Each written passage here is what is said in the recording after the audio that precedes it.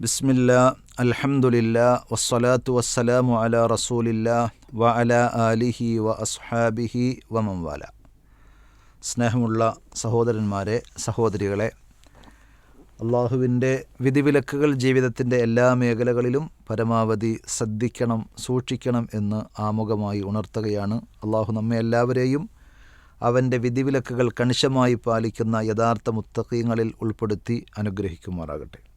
അബൂ ഹുറൈറ റളിയല്ലാഹു അൻഹു നമുക്ക് പറഞ്ഞു തരികയാണ്, ഖാല റസൂലുള്ളാഹി സ്വല്ലല്ലാഹു അലൈഹി വസല്ലം, അള്ളാഹുവിൻ്റെ റസൂൽ സ്വല്ലല്ലാഹു അലൈഹി വസല്ലം പറഞ്ഞു, ഉൻളുറൂ ഇലാ മൻ ഹുവ അസ്ഫല മിൻകും, നിങ്ങൾ നിങ്ങളെക്കാൾ താഴെയുള്ളവരിലേക്ക് നോക്കണം. വലാ തൻളുറൂ ഇലാ മൻ ഹുവ ഫൗഖക്കും, നിങ്ങളെക്കാൾ വിഷയത്തിൽ മീതെയുള്ള മുകളിലുള്ളവരിലേക്ക് നിങ്ങൾ നോക്കരുത്. ഫഇന്നഹു അജ്ദറു അൻ ലാ തസ്ദറു നിഅമത്തല്ലാഹി അലൈക്കും, അള്ളാഹു നിങ്ങൾക്ക് ചെയ്തു തന്ന അനുഗ്രഹങ്ങളെ നിസ്സാരവൽക്കരിക്കാതിരിക്കാൻ, വില കുറച്ച് കാണാതിരിക്കാൻ, അതാണ് ഏറ്റവും കരണീയമായിട്ടുള്ളത്. ഇമാം തുർമദി ഉദ്ധരിച്ച പ്രബലമായ ഒരു ഹദീസാണ്.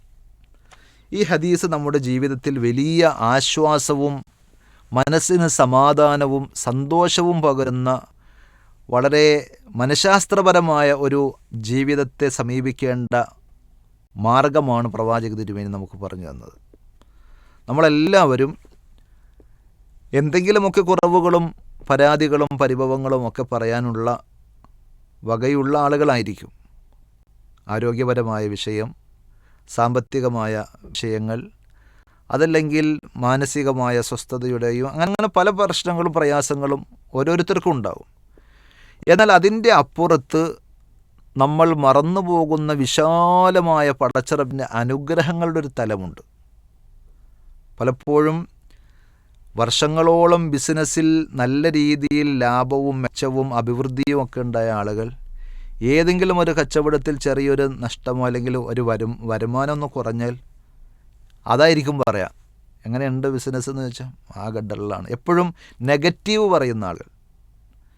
അതേപോലെ 10-60 വർഷക്കാലം യാതൊരു പ്രയാസവും ഇല്ലാതെ ഓടിച്ചാടി അധ്വാനിച്ച് സന്തോഷത്തോടുകൂടി നടന്ന ആൾക്ക് ഒരു ദിവസമോ ഒരാഴ്ചയോ ഒരു മാസമോ രോഗിയായി ഹോസ്പിറ്റലിൽ കിടന്നാൽ ഇതുവരെയും ഉണ്ടായ അനുഗ്രഹങ്ങളെ സംബന്ധിച്ച്, ആരോഗ്യത്തെ സംബന്ധിച്ച്, അയാൾ ഓടിച്ച് നടന്നതിനെ സംബന്ധിച്ച് ഒന്നും പറയാനുണ്ടാവില്ല.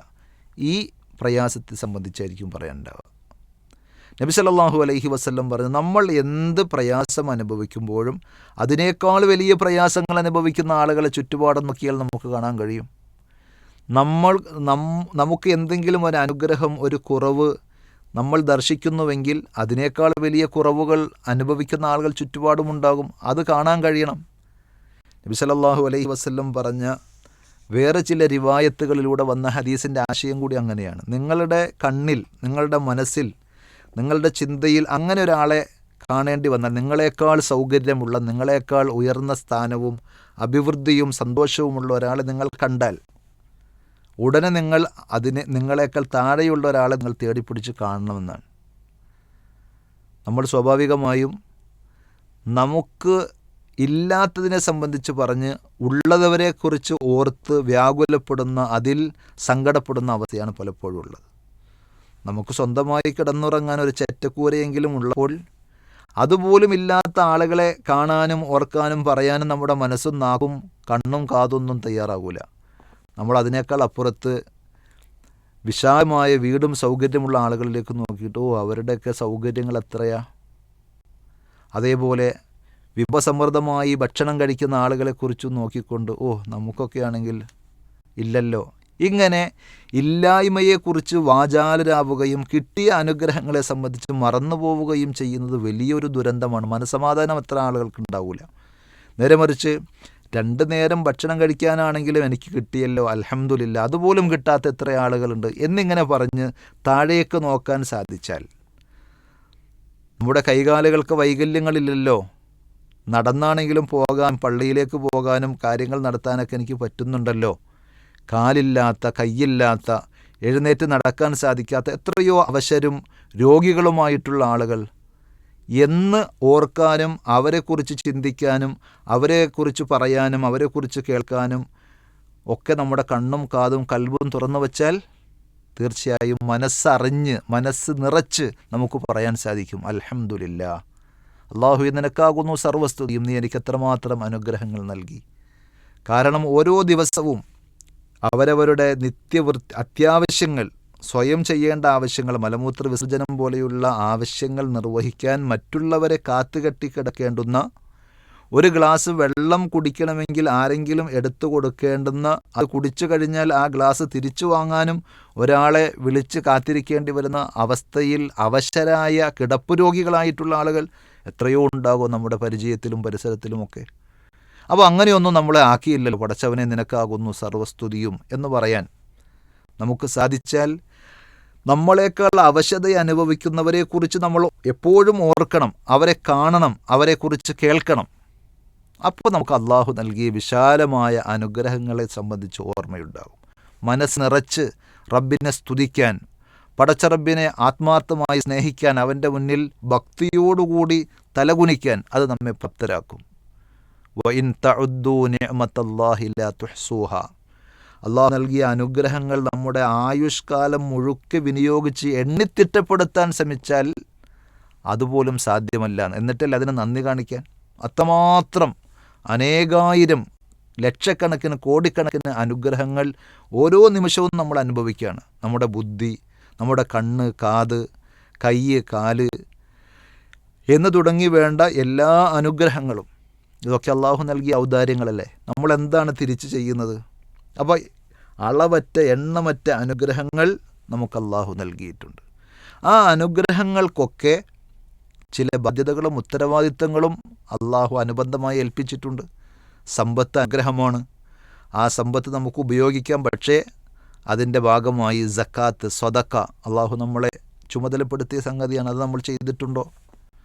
അള്ളാഹുവിൻ്റെ അനുഗ്രഹങ്ങൾ നമ്മൾ അനുഭവിക്കുമ്പോൾ അനുഗ്രഹങ്ങളെ സംബന്ധിച്ച് പ്രശംസിച്ചു പറയാൻ, റബ്ബിനെ പുകഴ്ത്താൻ, സ്തുതിക്കാൻ, അൽഹംദുലില്ലാ എന്ന് പറയാൻ, അള്ളാഹു എൻ്റെ ആവശ്യങ്ങൾ കണ്ടറിഞ്ഞ് എനിക്ക് എത്രയോ നൽകിയിട്ടുണ്ട് അൽഹംദുലില്ലാ എന്ന് പറയാൻ, പ്രകീർത്തിക്കാൻ, നാവുകൊണ്ട് പടച്ചവനെ വാഴ്ത്താൻ, പുകഴ്ത്താൻ, അള്ളാഹുവിൻ്റെ നിഅമത്തുകളെ സംബന്ധിച്ച് എടുത്തു പറയാൻ, ആളുകളുടെ മുമ്പിൽ അഹങ്കാരിയാകാനും അതേപോലെ തന്നെ എനിക്ക് കുറേ കിട്ടിയെന്ന് നിഗളിക്കാനും വേണ്ടിയിട്ടില്ല. അമ്മാ ബിനിഅമത്തി റബ്ബിക ഫഹദ്ദിസ്. അള്ളാഹുവിൻ്റെ നിഅമത്തുകൾ എടുത്തു പറയണം. അള്ളാഹുവിൻ്റെ നിഅമത്തുകൾ നമ്മുടെ ജീവിതത്തിൽ കാണണം. അതിൻ്റെ അടയാളങ്ങൾ കാണുന്നത് അള്ളാഹ്ക്ക് ഇഷ്ടമാണ് എന്നാണ്.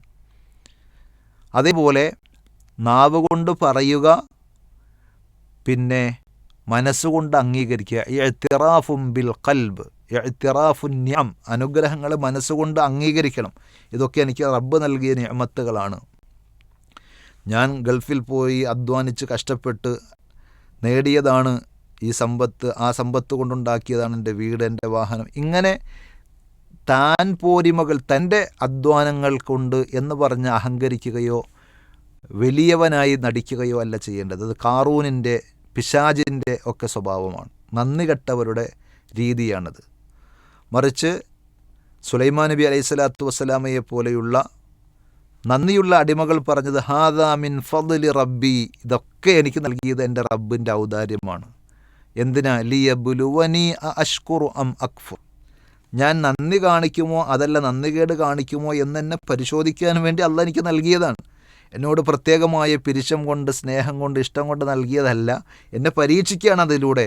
ഇന്ന് ഏത് അനുഗ്രഹങ്ങളെക്കുറിച്ച് ചിന്തിക്കുമ്പോഴും ആ ഒരു ചിന്തയോടെ, ഓർമ്മയോടുകൂടി സമീപിക്കാൻ സാധിക്കണം.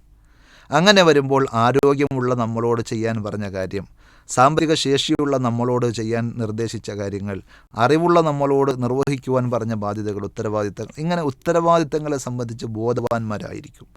കിട്ടാത്തതിനെ സംബന്ധിച്ച് പരാതികൾ പറയാൻ തയ്യാറാകുന്നതിനേക്കാൾ ഉപരി കിട്ടിയതിനോട് എങ്ങനെ നന്ദി കാണിച്ചു എന്നതിനെ സംബന്ധിച്ചുള്ള ചിന്തയും ഓർമ്മയുമായിരിക്കും അയാൾക്കുണ്ടാവുക. അതുകൊണ്ട് പടച്ചറബ് നമുക്ക് നൽകിയ അനുഗ്രഹങ്ങളിൽ നന്ദിയുള്ളവരായി, മനസ്സുകൊണ്ട് ആ അനുഗ്രഹങ്ങളായി അംഗീകരിച്ച്, നാവ് കൊണ്ട് അതിൻ്റെ പേരിൽ ശുക്ർ പറഞ്ഞ് സ്തുതർപ്പിച്ച്, അവയവങ്ങളിലൂടെ അതിൻ്റെ ബാധ്യതകളും ഉത്തരവാദിത്തങ്ങളും നിർവഹിച്ച് അനുഗ്രഹങ്ങൾക്ക് നന്ദിയുള്ളവരായി മാറാൻ, ഒരിക്കലും സമൂഹത്തിൽ അസ്വസ്ഥതയും പ്രയാസങ്ങളും തോന്നി നമ്മളെക്കാൾ ഉയർന്നവരിലേക്ക് നോക്കി സങ്കടത്തിൻ്റെ നിരാശയുടെ നെടുവീർപ്പിടുന്നതിനേക്കാൾ ഉപരി അതിൻ്റെ പകുതി പോലും ഇല്ലാത്ത നമ്മളെക്കാൾ താഴെയുള്ള ആളുകളിലേക്ക് നോക്കി മനസ്സിന് സമാധാനമാണ്. അള്ളാഹുവിനെ ആത്മാർത്ഥമായി സ്നേഹിക്കാനും ശുക്ർ ചെയ്യാനും അത് പ്രചോദനമാണ്.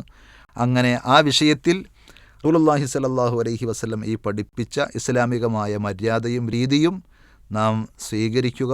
അള്ളാഹു നമ്മെ അനുഗ്രഹിക്കുമാറാകട്ടെ.